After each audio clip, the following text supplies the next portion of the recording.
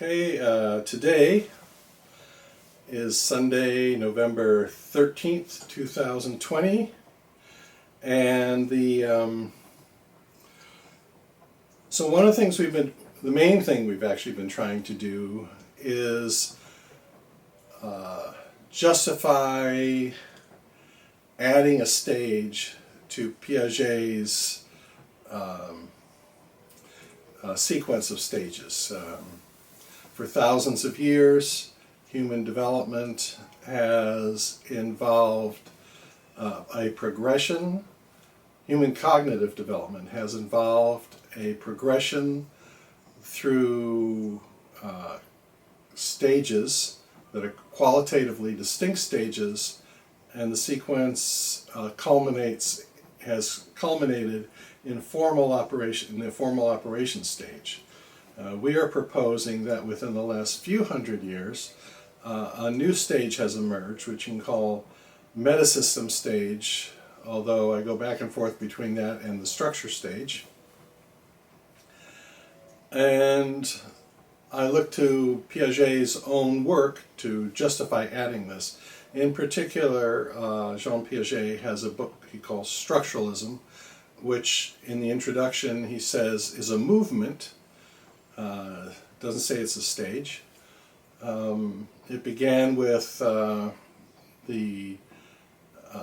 invention, can we say, or the emergence of group theory by Galois and I think Abel. And Piaget's book on structuralism show how structuralism has impacted math, physics, biology, linguistics, psychology, anthropology, and philosophy. So it has pretty far-ranging impact. And even though he doesn't say it's a stage and characterizes it as a movement, in his there are some statements that sort of bolster the notion of a post-formal operation stage.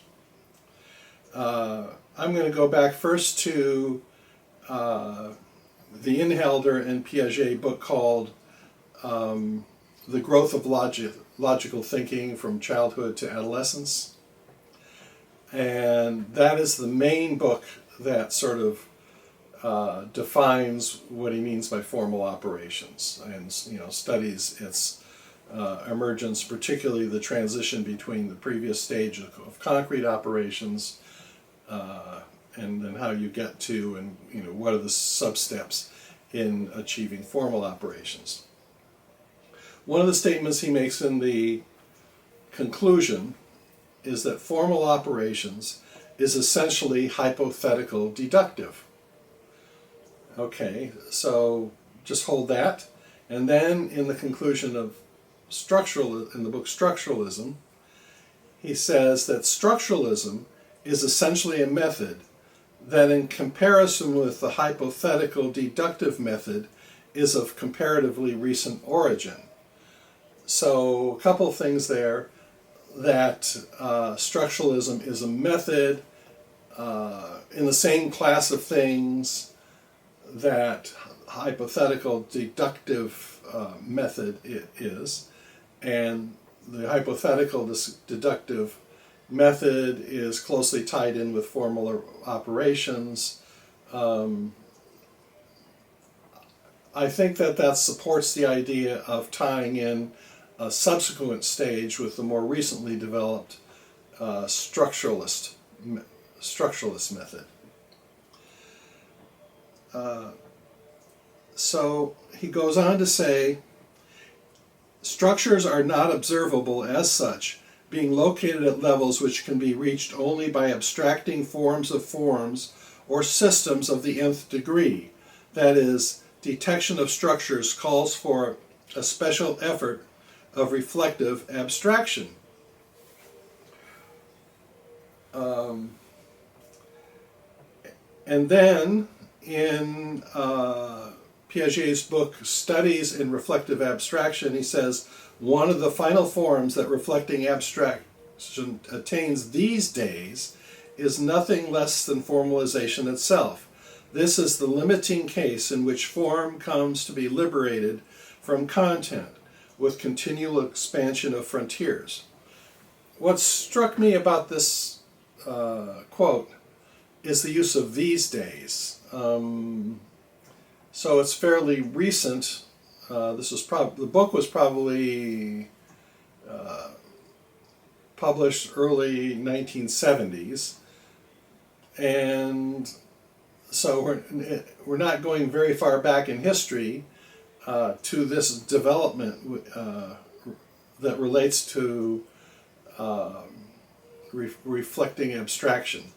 So again, I think some of his concepts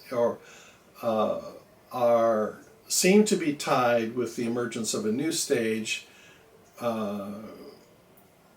rather than formal operations, which is something that developed thousands of years ago.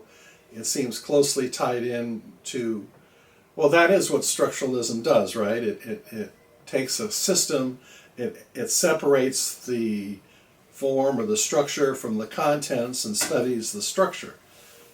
So that helps define or helps justify the characterization of structuralism as a stage. There's more to that justification than this particular approach, which you were approaching on a mathematical or philosophical level. Also, in the growth of logical thinking from childhood to adolescence, there's some discussion of teenagers having this new power of thought to think of all sorts of possibilities and sort of create their own world, would say theory, of the way things work. And then Piaget tries to argue that at the same time Piaget is arguing these formal operations that the teenager is in is sort of a final equilibrium. But, most of us that know teenagers don't think of that as a particular stable time. It's actually a time of fairly rapid growth and change, both physically and mentally.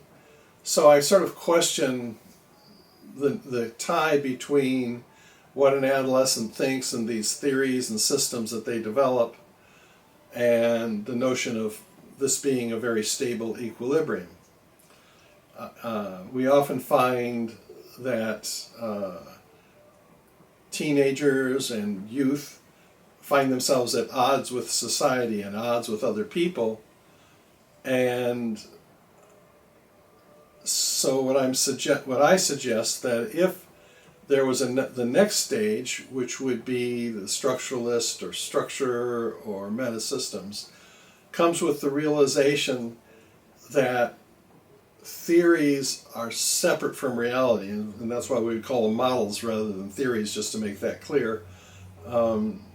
That there are these models and none of them is exactly right, and different models can be inconsistent with each other but still be useful in terms of describing reality.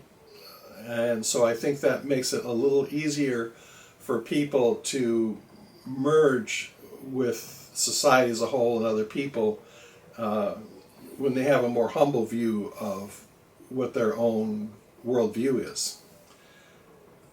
And I think, so what I'm saying is that a characteristic of this new MetaSystem stage is a more humble view of one's own worldview, and that makes it possible for somebody to have an outlook on things that also allows them to integrate better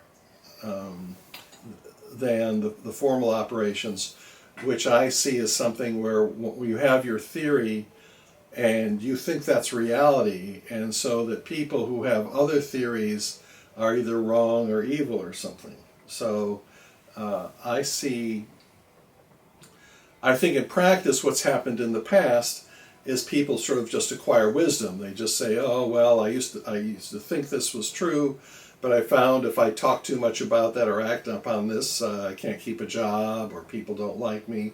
And so I just sort of don't take it too seriously, and I focus on earning money and feeding my family and things like that. But that's not achieved through it's not an intellectual achievement. It's simply sort of a surrender, to the facts of life. Whereas I think this new stage allows somebody to keep their worldview, but also find a way to integrate better with society.